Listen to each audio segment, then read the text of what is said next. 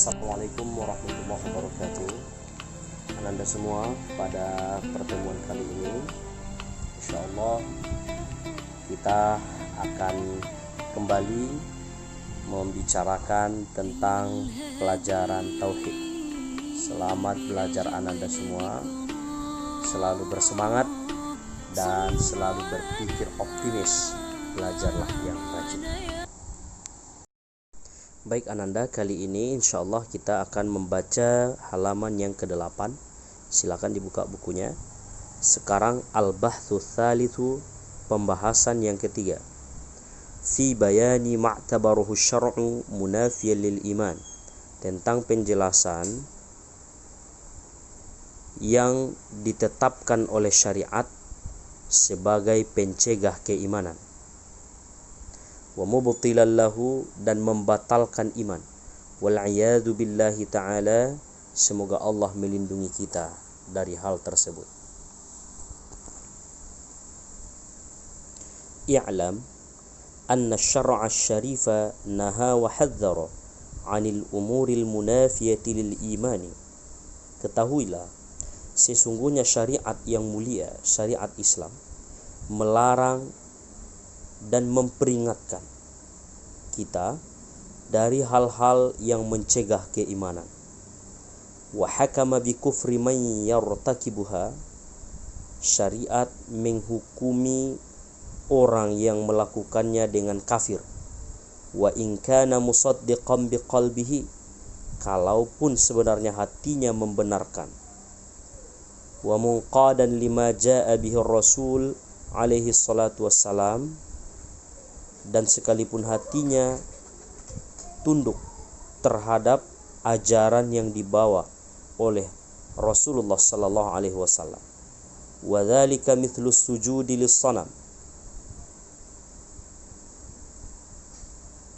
di antara yang membatalkan iman itu adalah sujud kepada berhala, ikhtiyaran awil istihanati bima azzamahu din, sebagai pilihan dia, atau beliau itu menghinakan sesuatu yang diagungkan oleh agama. Kal Qur'ani syarifi, seperti menghina Al-Quran. Wa hadithir Rasul al-munif, menghina hadis Rasul yang pasti benar. Wa syari'atil mutahharati, menghina syariat yang disucikan. Wa rusulillahil kiram, menghina para rasul Allah yang dimuliakan. Wa asma'ihil azimah, dan nama-nama mereka yang diagungkan. Wa sifatihil karimah, dan sifat-sifat para nabi yang amat mulia. Wa awamirihi wa nawahihi, menghina perintah-perintah dan larangan-larangan para nabi. Wal faraidid diniyati, dan hal-hal yang fardu dalam agama. Kas-salati, seperti menghina salat. Wal haji, begitupun haji. Awi syatmi liwahidin mimma dzukira, atau mencaci salah satu hal-hal yang disebutkan tadi. Awit talaffudhi bi kalimatil kufri, atau melafalkan sebuah kalimat yang mengkafirkan. Au nahwi dzalika, atau seumpamanya. Fa inna hadza, sesungguhnya perbuatan ini, wa amthalahu, dan semisalnya, yunafi lil iman, dapat membatalkan keimanan. Wa yuhkamu ala murtakibihi bil kufri, orang yang melakukannya dihukumi kafir. Wal khidlan, dan keluar dari Islam. Wa kadzalika idza kadzdzabal insanu syai'an, demikian pula jika seseorang mendustakan syai'an minan nusus, satu bagian dari nas-nas syariat, ats-tsabit wuruduha 'anir Rasul alaihi salatu wassalam yaqinan, padahal sudah jelas-jelas syariat, nas syariat ini datang dari Nabi sallallahu alaihi wasallam secara meyakinkan. ka ayatil qur'ani, seperti mendustakan ayat-ayat Al-Qur'an, wa ahaditsir rasulil mutawatirah anhu alaihi salam, begitupun hadis-hadis Nabi yang sudah jelas datang secara mutawatir dari beliau, allati naqalaha jama'atul kathiruna, yang telah dinukil atau diriwayatkan oleh banyak ahli hadis, alladzina yu'manu tawafuquhum 'alal kadhib, di mana telah aman atau di mana telah terlindungi kesepakatan mereka untuk berdusta. Artinya tidak mungkin mereka akan sepakat untuk berdusta.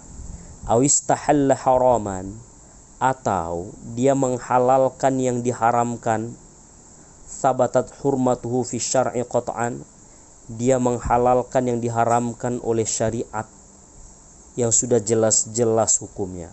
Wa dhaharat hikmatu qubhihi, atau dia memperjelas hikmah keburukan dari syariat tersebut.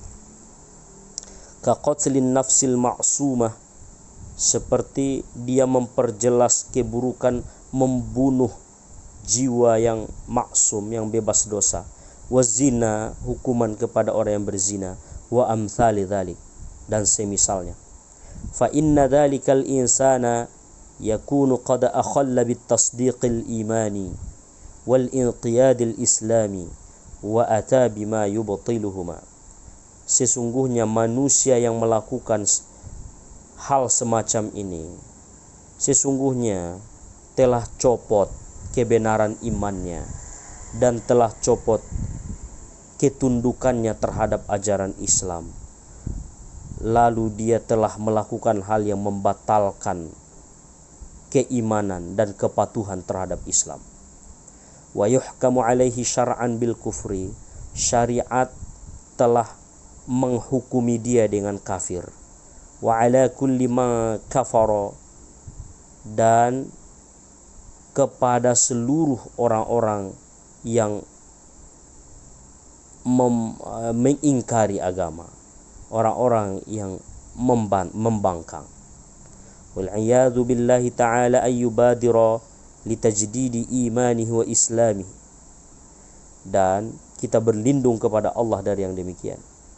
Orang semacam tadi hendaklah dia menyegerakan untuk memperbaharui imannya dan keislamannya, wa yatuba mimmartakabahu, lalu bertaubat dari apa yang dia lakukan.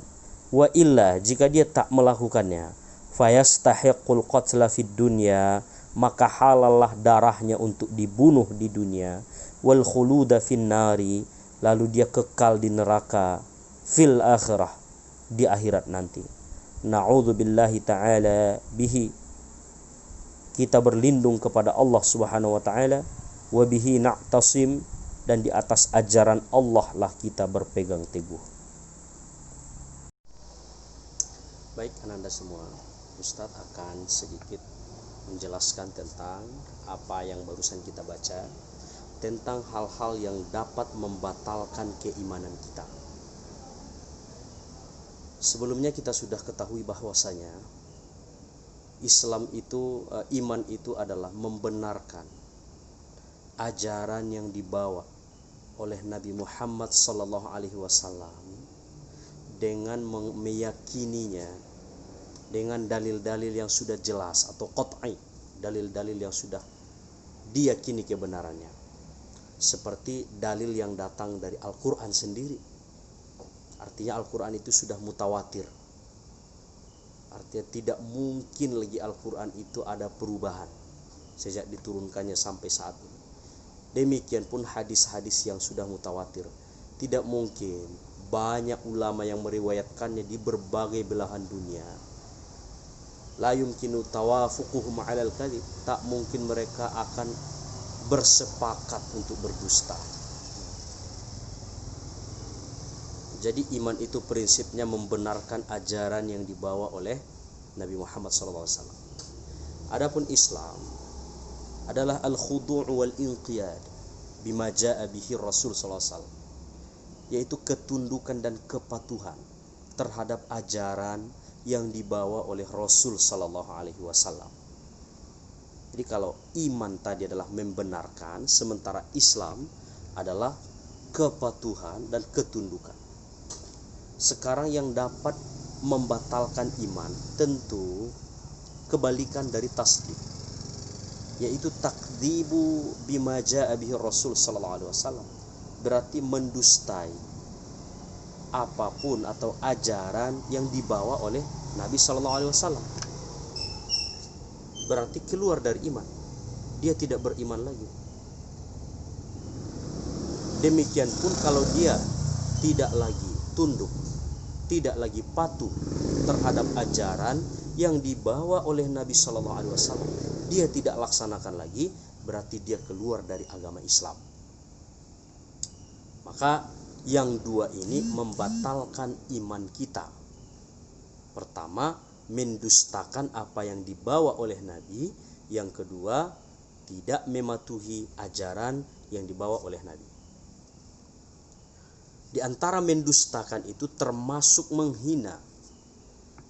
Menghina ajaran Nabi itu seperti menghina sesuatu yang diagungkan oleh agama. Menghina Al-Quran, menghina sholat, menghina puasa, zakat, haji, menghina hadis-hadis Rasul, menghina para nabi, menghina ajaran para nabi, perintah-perintah mereka, larangan-larangan mereka dihinai. Itu sudah mengeluarkan seseorang dari keimanan. Walaupun hatinya sebenarnya masih beriman, tetapi kalau dia melafalkan dengan mulutnya menghina Quran misalnya, maka dia akan keluar dari agama Islam. Begitupun ketika dia menyembah berhala. Nah, ini yang paling berat ini. Yang akan mengeluarkan seseorang dari iman adalah menyembah atau al-'abdu lis-sanam, menyembah berhala, menyembah selain Allah Subhanahu wa taala. Jadi Anda semua, begitupun hal-hal yang dianggap atau ajaran-ajaran Islam yang sifatnya ada potensi untuk dijelekkan. Misalnya seperti hukuman kepada orang yang membunuh. Kalau dalam Islam, ajaran Islam, hukuman orang yang membunuh itu adalah dibunuh lagi, dia dibunuh. Jadi kalau seseorang berupaya untuk menunjukkan keburukan dari ajaran ini, maka sesungguhnya dia sudah keluar dari keimanan. Allah Subhanahu wa taala berfirman, "Faman lam yahkum bima anzalallahu faulaika humul kafirun, faulaika humul fasiqun." Orang yang tidak mau menjadikan ajaran Allah, ayat-ayat Allah itu sebagai hukum baginya, ya mereka orang menjadi kafir, menjadi orang fasik. Nah, artinya hal-hal tersebut sudah membatalkan keimanan kita ketika kita mendustakan, menghina atau mencoba memburuk-burukkan ajaran yang dibawa oleh Rasulullah sallallahu alaihi wasallam. Maka kita berlindung dari hal tersebut. Bagi orang yang pernah melakukannya atau akan melakukannya, maka bertaubatlah kepada Allah Subhanahu wa taala dengan segera, lalu perbaharuilah syahadatnya, bersyahadat lagi. Kemudian bertaubat kepada Allah dengan sebenar-benarnya. Nauzubillahi min zalik. Semoga Allah menjaga keimanan kita, karena iman ini adalah mutiara yang paling berharga dalam tubuh kita dan intan yang paling mahal. Semoga ini bermanfaat kepada Ananda semua. Mohon maaf kalau ada kesalahan. Kalau ini benar, semoga bermanfaat bagi kita semua. Wallahu a'lam, wallahul muwafiq ila aqwamit thoriq. Wassalamualaikum warahmatullahi wabarakatuh.